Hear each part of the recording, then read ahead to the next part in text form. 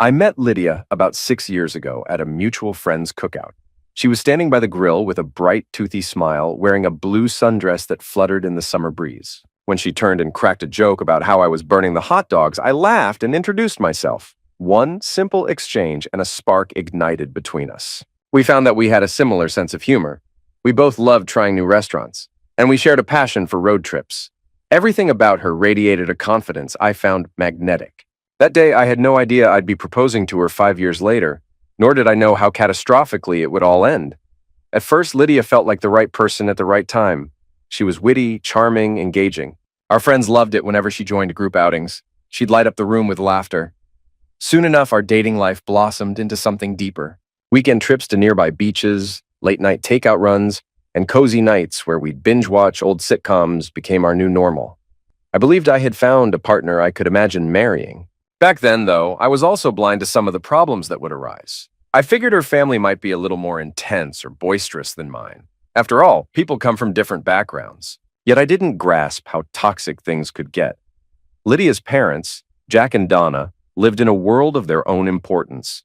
They owned a bustling restaurant in town, a place that served high-end dishes and prided itself on attracting an upscale crowd. Jack would pull me aside at family gatherings with these long, meandering stories about successful business moves, expansions, and staff training. Donna, meanwhile, had an eagle eye for perceived slights.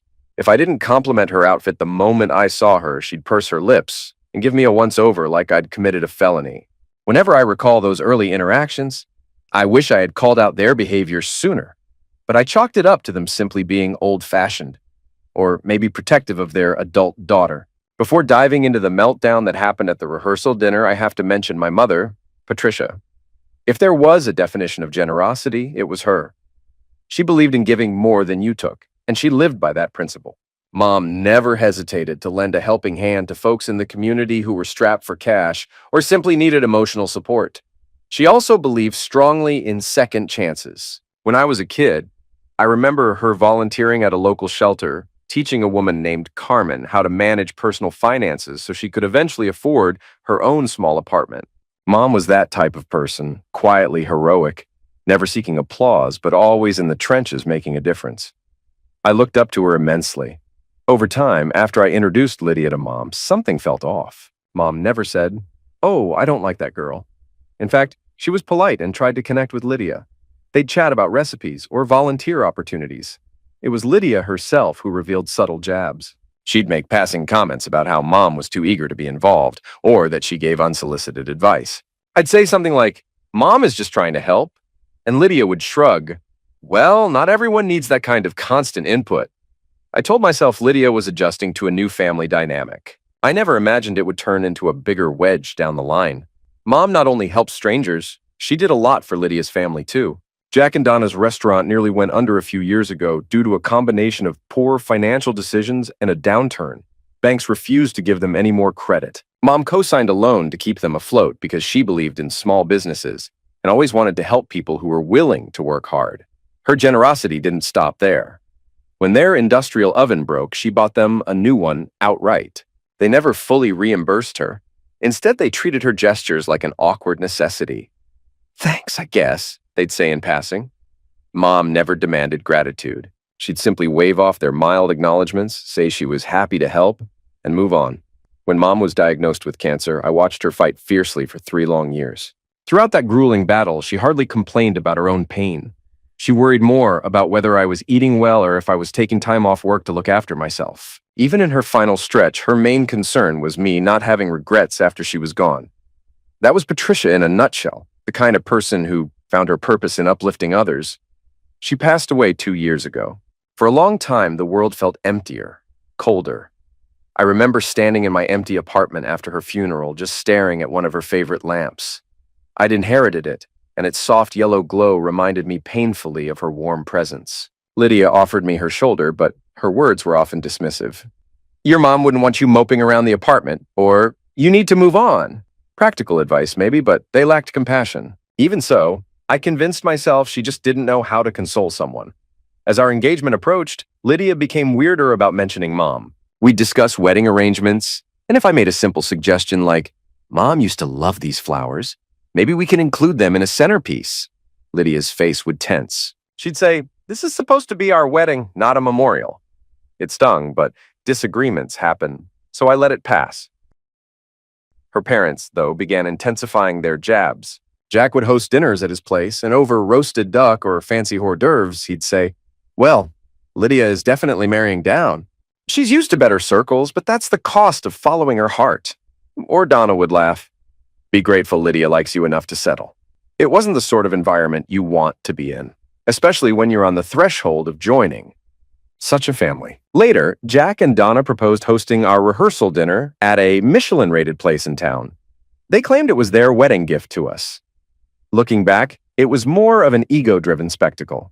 "We have connections with the chef," they announced, dropping the chef's famous name like some golden ticket. Lydia nodded eagerly, and I tried to be polite.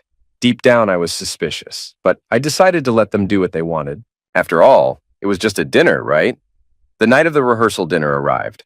I was on edge from the moment I stepped into that luxurious dining hall. Chandeliers sparkled overhead, waiters scurried around with trays of amuse-bouche, and the entire vibe felt far more like a business gala than a family celebration. Jack greeted guests at the door with the pomp of a CEO hosting a shareholders meeting. Donna bossed the staff around, making tasteful suggestions about the appetizer placements.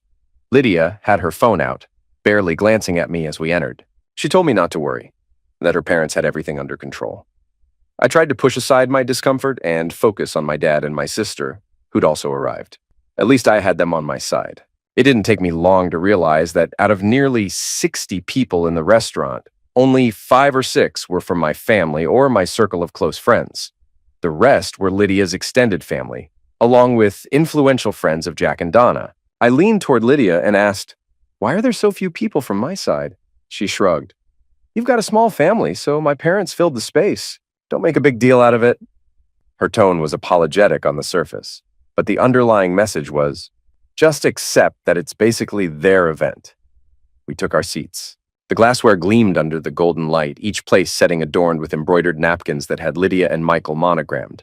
It should have felt special, but instead I felt oddly like a guest at my own wedding event. Soon enough, the speeches began. Jack strutted to the front, tapping a spoon against his crystalline glass. He cleared his throat with an air of self-importance. "Welcome, everyone," he boomed. "Tonight we celebrate the union of 2 families.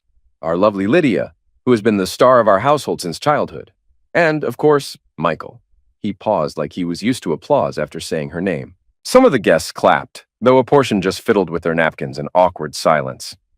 Jack recounted Lydia's childhood triumphs. Academic accolades, awards, scholarships, how she carried herself like someone destined for greatness. Then, predictably, he shifted towards me in a half-mocking way. "Now, Lydia has always set high standards. As her father, I admit I was concerned about who she'd end up with. We all have an image of who we want our children to marry, right? A certain pedigree. But hey, love is love." His smile was so smug I wanted to fling my napkin across the room. Instead, I just gritted my teeth. Donna then took the mic. "Let's not forget how Lydia's radiant personality has kept this family strong. She's always been our little princess, always achieving what she set her mind to. And now, we're welcoming Michael into our fold." Donna shot me a condescending look. "He's a humble man from a more, shall we say, down-to-earth background, but we appreciate his willingness to adapt to our lifestyle." A few giggles rippled through the crowd. My dad shifted uncomfortably, and I could see the muscle tensing in his jaw. My sister glared so hard I thought she might break her fork from gripping it. Nearby, a couple of Lydia's relatives whispered behind half-lifted hands. Probably about me. I tried to remain composed. Then the final blow. Jack returned to the mic, cleared his throat again for emphasis, and said, "Let's also remember someone who's not here with us. Michael's mother, Patricia. She was quite a character, wasn't she?" He glanced at Donna with a wry grin as if they shared a private joke. Donna chimed in, "Patricia was overly involved?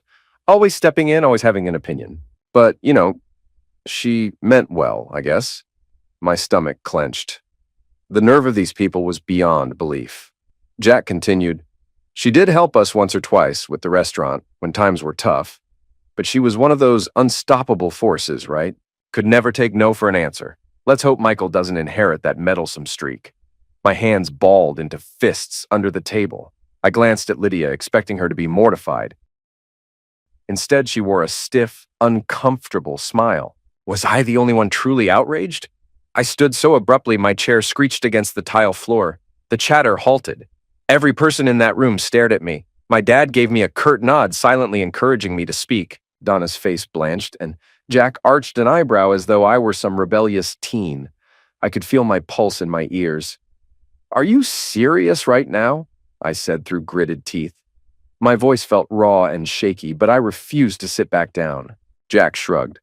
"Michael, calm down. We were reminiscing." "I'm sorry if you're sensitive," he said, his words dripping with condescension. Donna tried to put on a sweet smile. "We didn't mean anything bad by it." Patricia was indeed helpful. We owe her for co-signing that loan. But come on, she had strong opinions about everything, didn't she? She laughed awkwardly, waiting for others to join in. Lydia tugged at my sleeve. "Michael, let's just get some air, okay? This is getting—" I jerked my arm free. "No, Lydia, not until we straighten this out. I can't sit here while your parents mock my mother. She gave you people so much when you needed it. She sacrificed her own financial security, and you have the audacity to act like she was nothing but a busybody?" Some in the crowd began murmuring, shifting in their seats. A waiter stood poised by the scullery doors, deciding whether to slip away or stay for the drama. Jack let out a theatrical sigh. "Michael, we've acknowledged your mother's generosity, but there's no need to overreact. This dinner is supposed to be celebratory, and you're turning it into a spectacle." My voice was trembling from contained anger. "I'm turning it into a spectacle? You've insulted me all night, implied I'm beneath Lydia, and now you reduce my mother, a woman who literally rescued your restaurant, to someone meddling in your affairs?" My father, quiet until that moment, stood to place a hand on my shoulder. But I didn't want comfort. I wanted an apology, or at least some acknowledgement that they'd crossed a line. Donna tried again with her saccharine tone. "Michael, dear, you can't let little comments get under your skin. Weddings are stressful, and sometimes that stress comes out in jokes or teasing. Maybe your mother did help us, but we're doing you a favor with this rehearsal dinner, so let's call it even." The sheer gall in that statement made my face flush with fury. "Call it even," I echoed. "My mother co-signed tens of thousands of dollars for your failing business. She covered your broken equipment and saved Ryan's college tuition. She never asked for a penny in return. You call that meddlesome? And then you want me to be grateful for this dinner that you've hijacked for your own bragging?" The hush in the restaurant was suffocating. Lydia looked mortified, like she wanted to crawl under the table. She finally blurted, "It's not a big deal. They're just being playful. This is the way my family jokes. Can we take a breath, please?" But there was no stepping down from this. I felt heat expanding in my chest, righteous indignation coursing through me. "You think talking about my late mother like that is playful?" I snapped. "This is the woman who taught me everything about compassion, honesty, and standing up for what's right. She's gone, and I have to defend her memory from this disrespect." I shook my head, exhaling bitterly. "I'm done, Lydia." "I'm done pretending this is okay," Jack scoffed. His lips curled in annoyance. "Maybe you should leave if you can't handle it. You're obviously not as tough as your mother." That stung deeper than any slur. The entire room felt like it was spinning. My dad wanted to step in, but I motioned for him not to. I had to face these people on my own terms. "Fine," I said, my voice calm but trembling beneath the surface. "If that's how you feel, then consider this wedding off."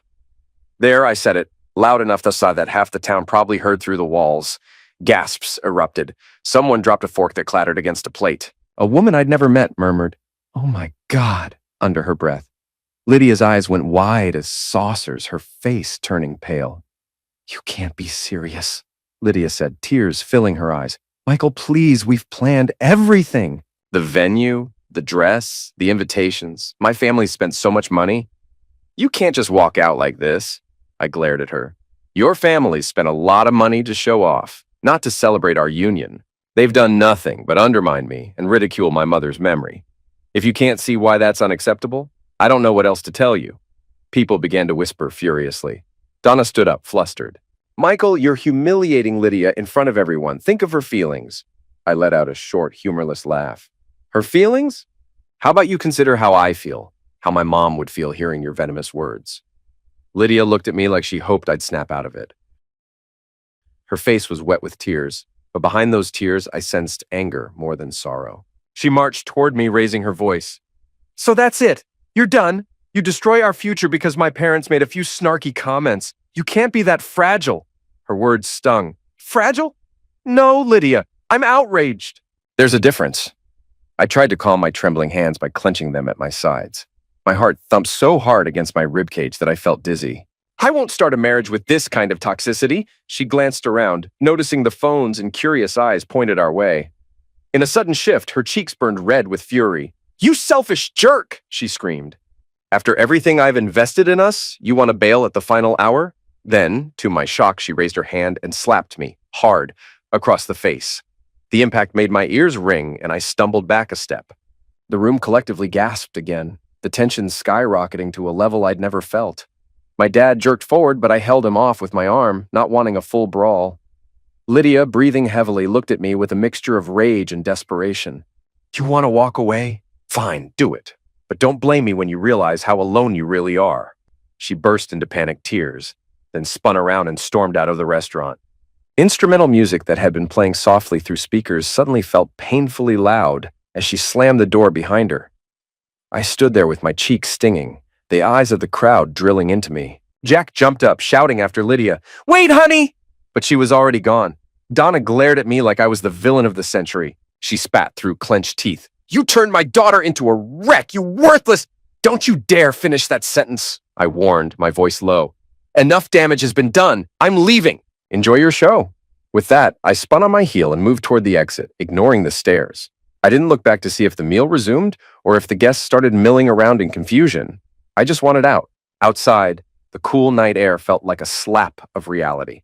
My dad and my sister rushed out behind me alongside my close friends who hadn't left yet. I felt physically sick.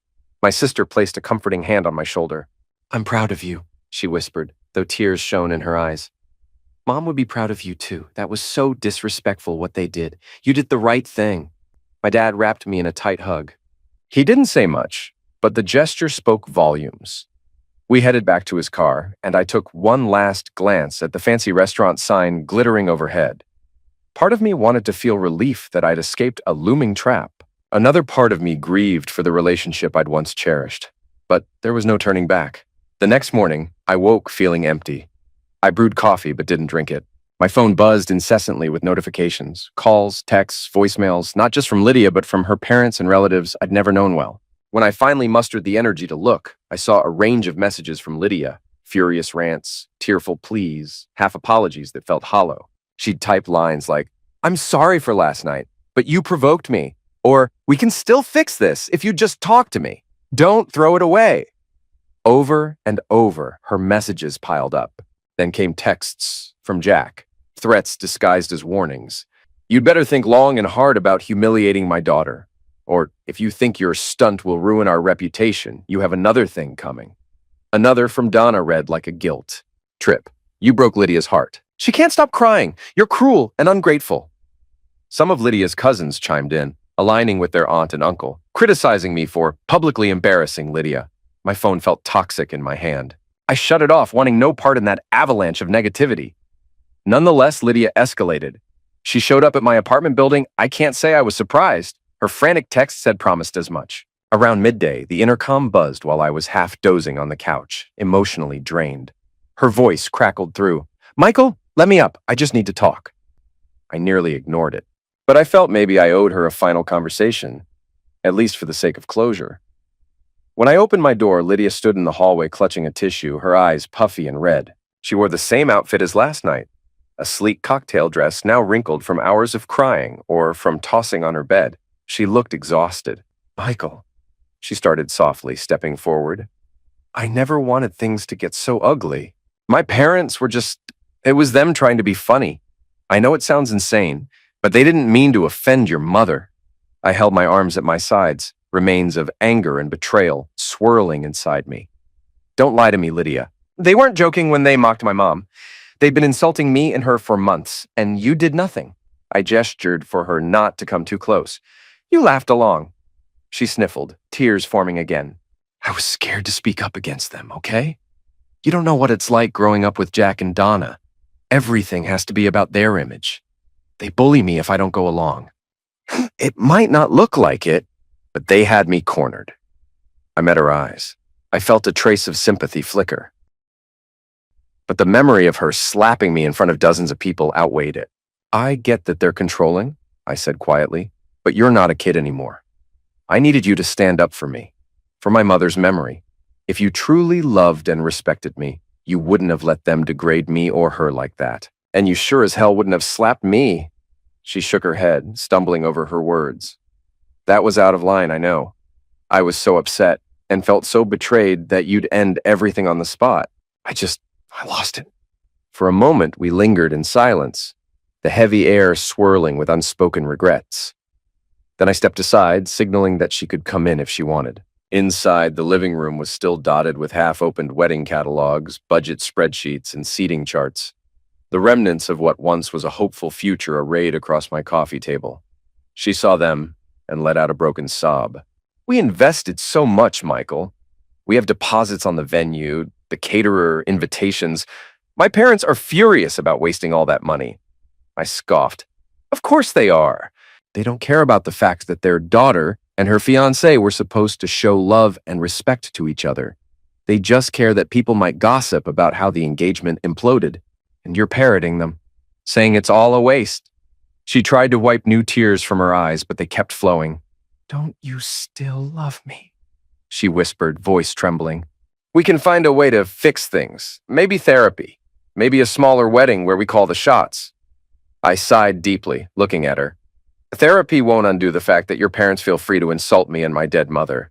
It won't erase that you refused to defend me. It won't erase that you physically struck me, Lydia. That's not love. That's not partnership. That's cruelty, or at the very least, a complete breakdown of what's supposed to be an equal relationship. She sank onto the couch, sobbing into her hands. A swirl of guilt and heartbreak roiled in my chest, but I stood my ground. Please, go, I said, more softly than before. I don't see a way forward for us. I don't want to do this, but we're done. She sat there for a solid minute, taking ragged breaths, maybe hoping I'd change my mind.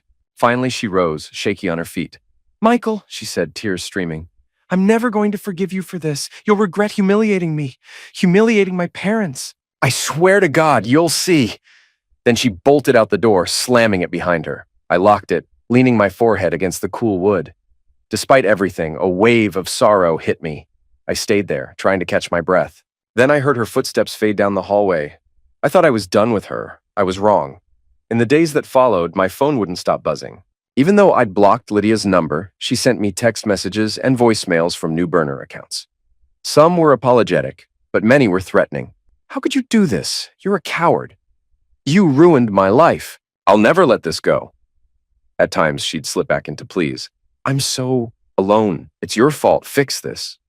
It was whiplash. My only relief was to keep blocking numbers, but they just kept popping up. Friends who knew her told me she'd become erratic, skipping work, railing about how I'd shattered her dreams. One Saturday afternoon, about a week after the canceled wedding fiasco, I was heading to my car from my dad's house when Lydia's father, Jack, showed up unexpectedly. I was halfway down the driveway when I saw him screech up in his flashy black SUV. Before I could say a word, he flung the door open and marched toward me with rage in his eyes. Where the hell do you get off dumping my daughter at a rehearsal dinner? He spat, breath smelling faintly of bourbon. You humiliated her. I squared my shoulders. Part of me was tempted to walk away, but I wouldn't back down on my own father's property. Jack, the wedding's off. You all saw the meltdown you orchestrated. It's over. Go home. He barged closer, face contorted in hatred. You think that's it? You're going to pay for the money you cost us. Non-refundable deposits, canceled vendors. And everyone's gossiping that you walked out on Lydia because your mother was insulted. Don't act so righteous. I clenched my fists, maintaining eye contact. Yes, I walked out because you disrespected my mother in front of everyone. And Lydia slapped me. She physically attacked me. I'm not sorry for ending a toxic relationship. Jack grabbed me by the collar of my shirt. The sudden aggression made me stumble. Don't you talk about my daughter like that, you little piece of... Before he could finish, I slapped him sharply across the face, and he reeled back in shock.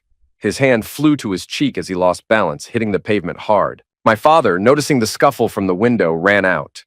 Jack sat on the ground, rage blooming across his features. He pulled out his phone. I'm calling the cops!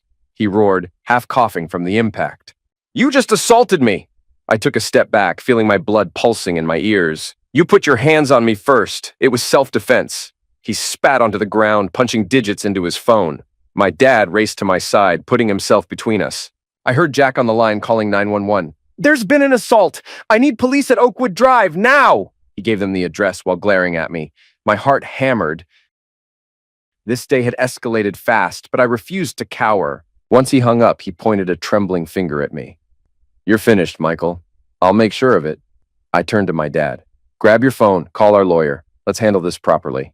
Jack assaulted me first. My father gave a tight nod and dialed.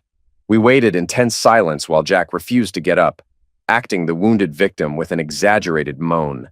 I stood a few feet away, fists still clenched, scanning the street for the police. This was the last thing I wanted, a public meltdown in my own driveway. But that's where Lydia's father had pushed me. Finally, the police arrived. 2 officers stepped out, approaching us with caution. "What's going on here, gentlemen?" asked the taller cop, noticing the tension. Jack scrambled to his feet, pointing at me. He attacked me, unprovoked. "This maniac assaulted me!" he cried, breath rattling. I stayed quiet at first, letting him finish. Then the officer turned to me. "Is that true?" I shook my head. He grabbed my collar first, threatened me, so I defended myself. He fell over after I slapped him, checked for any witnesses. "Also, there may be home cameras," I said, pointing to my dad's door, which had a security camera above it. The officer scribbled notes, instructing each of us to remain calm while they separated us for statements. After we each gave our accounts, my father provided the security footage from the home system. It caught the moment Jack lunged and grabbed my shirt. The cameras also recorded me slapping him in response. The second officer quietly walked over to Jack, returning a moment later with a nod to the lead officer. A hush fell across the yard as they conferred among themselves. Eventually, the taller cop returned to me. "It looks like Mr. Brown, that's you, was acting in self-defense. We see the physical aggression from Mr. Donovan. Typically, we'd still fill out a report, but given the footage, you likely won't face charges. Mr. Donovan, on the other hand, can be formally charged if you want to press it." I caught Jack's glare from the corner of my eye, and I slowly exhaled. "I don't want to press charges. I just want him to leave me alone." Jack pointed a finger at me, seething. "This isn't over," he growled. The officers told him to calm down or face disorderly conduct charges. He finally grudgingly stomped to his SUV, slammed the door, and sped off with tires squealing. The officers left after ensuring the situation was stable. My dad put a comforting hand on my shoulder. I realized then how badly my hands were trembling. "Thanks," I managed, "for being here." He nodded. "I'm always here when you need me." With that, we headed into the house. My head was spinning from the stress, but a wave of relief also passed over me. I'd endured one final furnace of conflict, and maybe, just maybe, this was the last time I'd have to face that family. In the weeks that followed, I severed every tie with Lydia's family. I took time to focus on healing, reading my mother's journal entries, recalling her wisdom about standing up for myself and for what's right. The canceled wedding's fallout lingered, rumors circulated, and some mutual acquaintances gossiped. Yet my inner circle supported me wholeheartedly, glad I had escaped a toxic future.